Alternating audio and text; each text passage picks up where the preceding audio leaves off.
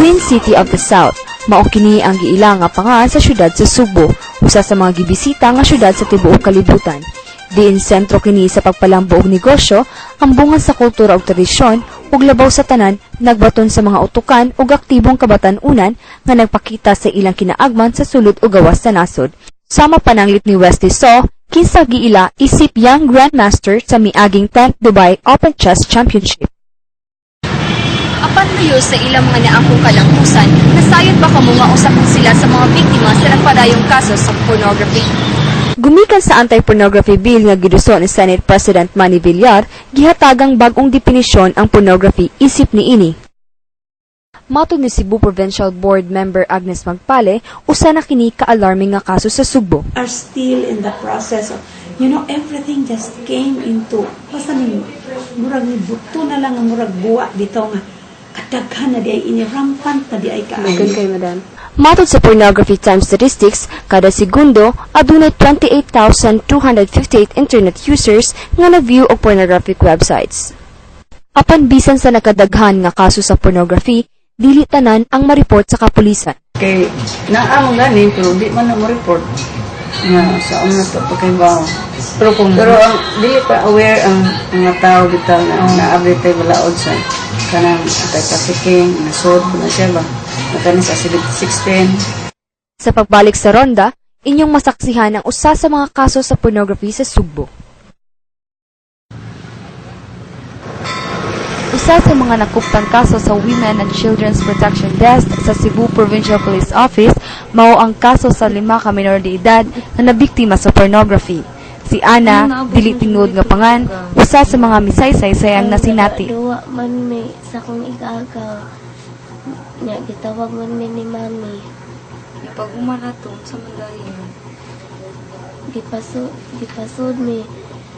Nya giingnan niya nga mag-model daw mi. Dugang pa sa affidavit nga nakuha sa among grupo, usa ka Jade Puerto Martinez o Mami ang nagpahubo sa 5 ka minor de edad. Si Martinez kasamtangan nga piniriso sa Cebu Provincial Detention and Rehabilitation Center. Sumala sa taho ni Ana, di lang kausa gipahubo ni Mami ang iyang mga ig-agaw apan sa kadaghan nga higayon, apil na niini ang iyang kaugalingong anak. Matod ni Chief Milagro Soliano sa Women and Children's Protection Desk, ang maong lihok gingong violation sa Section 4 of Republic Act 9208 nga gitawag og Anti-Trafficking in Persons Act of 2003. Lisod tuuhan nga sa kainahan, nakaakubuhat ni ini nga to sa iyang kaugalingong anak. Makiangayon ba kini? Unsa man gyud ayon dakong papel sa mga ginikanan ngadto sa iyang mga anak. Anak, sabod na sa tanan. So, very sad, kinahanglan constant monitor sila mga anak nga kuasa pa doon. Dili sab malikayan ang epekto nga motumaw human sa samang panghitabo.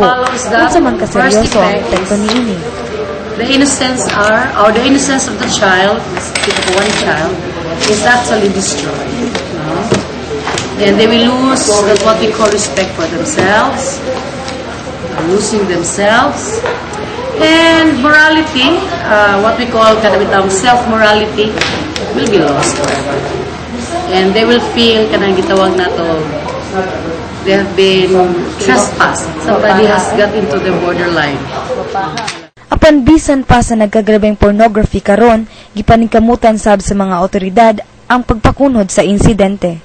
Sa pagbalik sa ronda, atong masayran ang mga lakang pagpakigbisok batok sa pornography.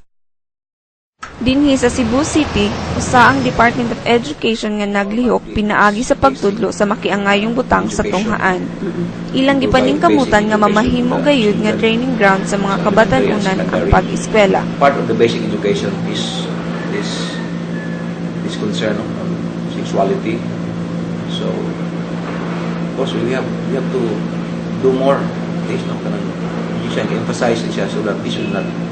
Sa laing bahin, nagkadaiyang lakang sab ang gibuhat sa Cebu City Anti-Indecency Board Provincial Women's Commission of Kapulisan. Oh, Cebu City Anti-Indecency Board. Now, what can we do?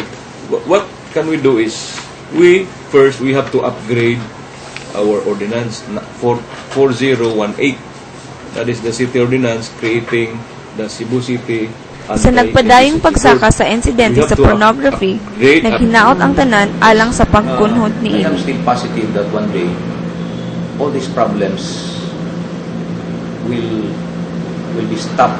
Isip ko sa ka-estudyante na kung haging alang ka nato ang pakimbisog sa problema sa pornography. Ini si Stephanie Chan. Gugma o pag-amumaunta sa ginikanan ang mulabaw sa tanan. Kini sa Altea may isang tilyan. Ug padayon ang tanga atong mga kabataan unan sa pagpakita sa ilang kinaabot o kusulod sa saktong dalan. Kini si Jonah Reyes. Uban gihapon ni ninyo, tamang pakimpisog, dili lang sa sunod nga edisyon sa programa, Uho na Kamatuoran.